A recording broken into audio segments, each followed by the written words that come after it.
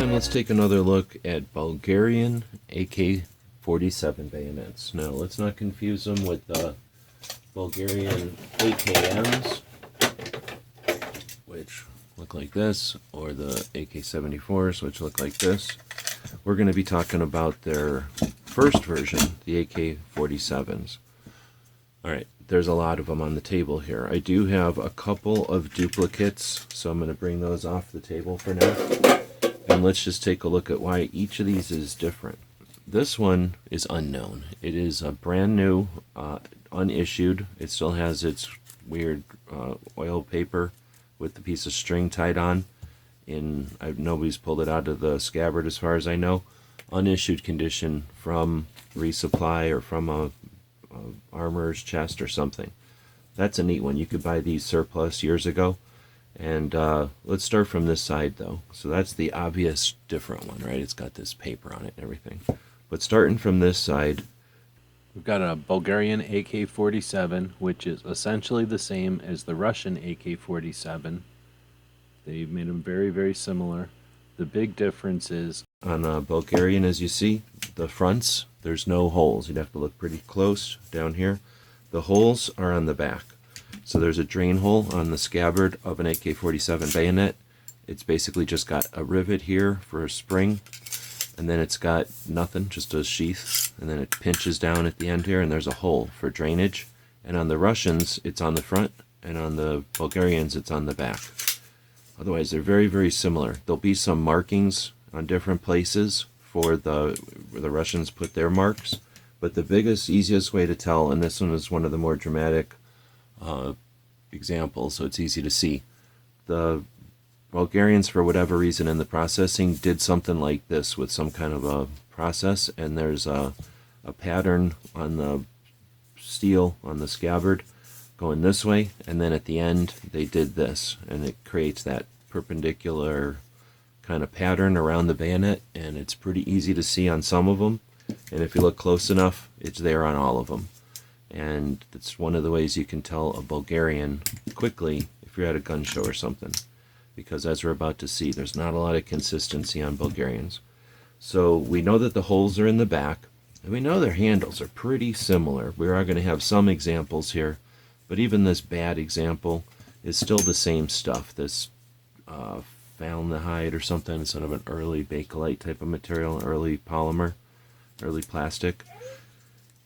May not be a polymer, sorry, it's probably a plastic. So this first one characteristic is green belt loop, black leather straps, single clamps around here. As we go through, we'll see that there's the double bands.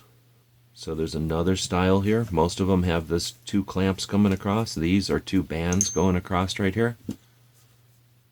So that's one big visual difference that both will be on Bulgarians. Here's a Bulgarian where the bands are kind of a combination of both. It's two bands, but they clamp around. And you can see what's happening here is the bottom clamp was part of the belt loop holder, and the other clamp is part of the other one. With these, it's that piece of metal gets formed around. With these double bands, again, it's probably a more tedious process, but they spot weld these bands in place so that they become the structure. Different processes, I don't think it's different dates. It's one of the things that I only know what I know, so as time goes on, we discover more and more about some of the evolution of these things, or the history of them. Let's take a look at some other obvious differences from the front here. So we know that the handles are pretty similar, but we see some differences over here.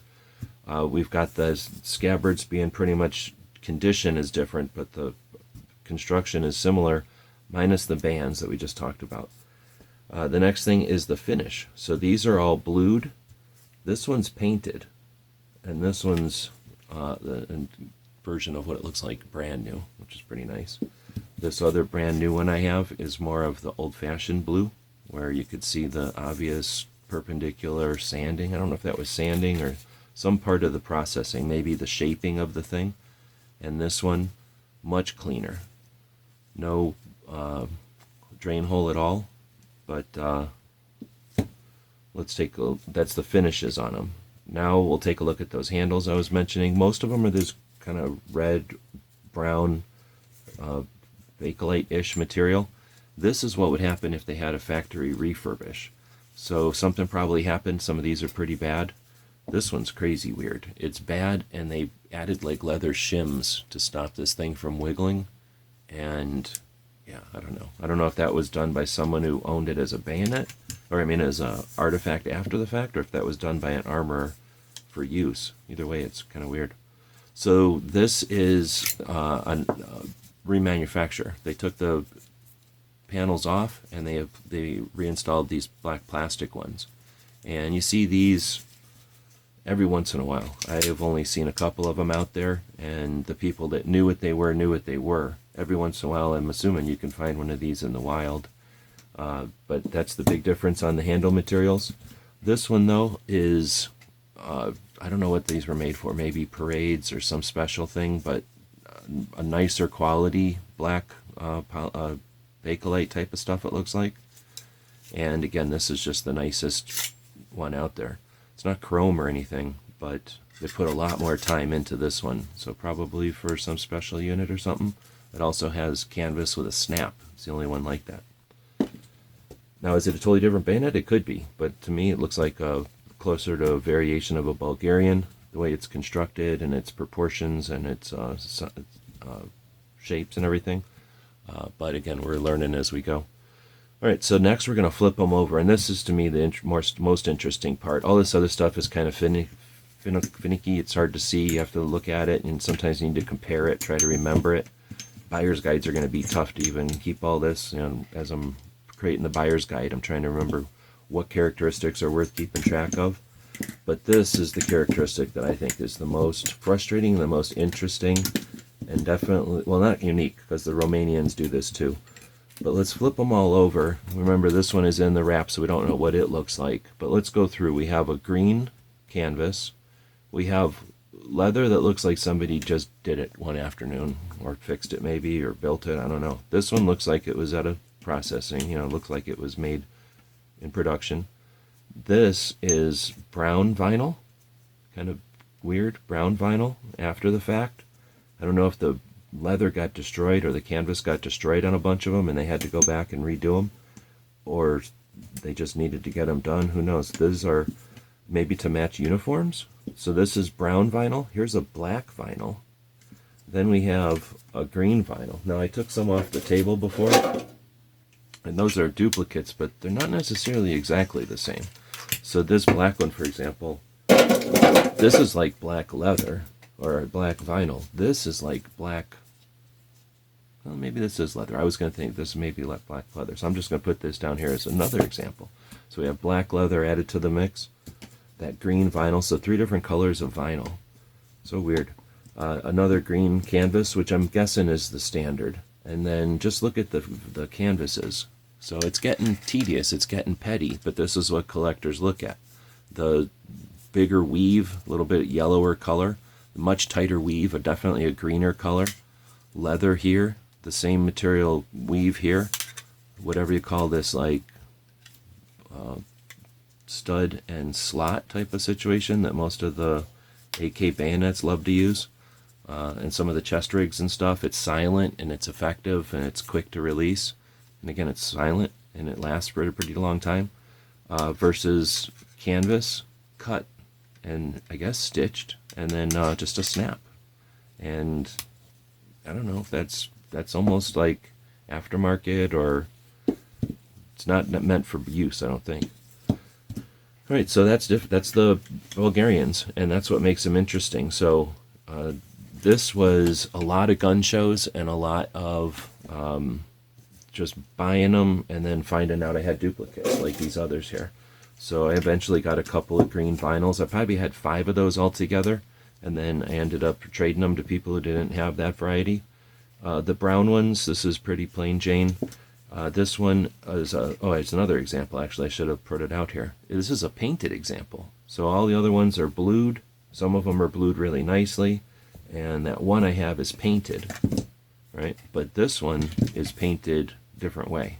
This one's painted in like a matte finish, like a durable finish, and this is painted more in a make it look nice and shiny probably when it was brand new. It might have looked something like this when it was new. I don't know. I don't think this, I guess this could be paint. I think this is just bluing. And then we could get into serial numbers. So serial numbers are fairly consistent. They're on this side and they're up at the top. I guess they're consistent in their location. But if I just bring just 3 random samples out of here, and I could literally, I mean, they're not all exactly different, but they're pretty different. Flipping them over and taking a look, and those that have serial numbers, they don't all, but those that have them, a lot of them are these roll marks, and they're just kind of stamped in there. But these are much larger, and maybe laser etched, and then this one is maybe a roll mark filled in. But you know, the roll marks have some lack of consistency, so again, telling us that these look like more like a punch. This one is a 943 030. What the numbers mean, who knows? Look at the, I'll have to take some close-ups, but this is a whole different type of punch system. But again, they're consistent in being at the top right, inconsistent in how they're marked. So, welcome to the world of Kalashnikov collecting. It's super frustrating because there's not a lot of consistency. The irregularity is part of the fun, part of the frustration, because look how many bayonets. Even if these things, if I could find them for 10 bucks a piece over the years, this was still an expensive piece of a giant collection. Now, you know, I'm hoping to find people that are looking for these individual characteristics. I'll mark as many of them as I can down as they're getting sold. But for example, this one is green canvas with black leather. Most of them are green canvas with brown leather. Is that a big deal? I don't know. You know, somebody who's trying to collect variations and stuff would probably be looking for something like this. It's hard to place value on some of these things. So I'm looking forward to comments. Really, we don't collect these things to, you know, create wealth as much as the wealth of information and the knowledge base that can be created here. All right, with that being said, I'm going to end it. There's a lot more I could probably talk about with these things, and this is just the knowledge I have.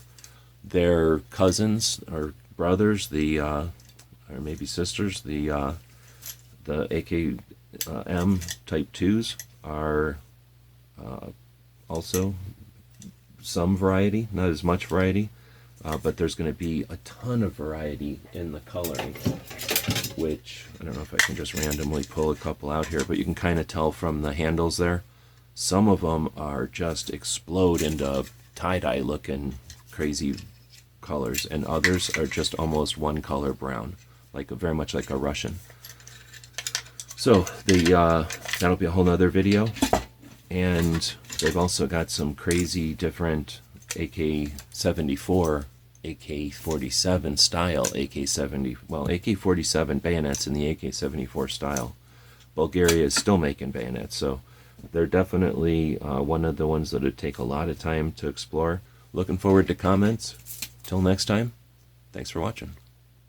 𝐀𝐮𝐜𝐿websites.com is your source for firearms-based playing cards and books. We also have mugs, shirts, and posters with designs that we've made live. Of course, we have patches. Every Friday is Free Patch Friday. We appreciate your support. Thank you for shopping at 𝐀𝐮𝐜websites.com.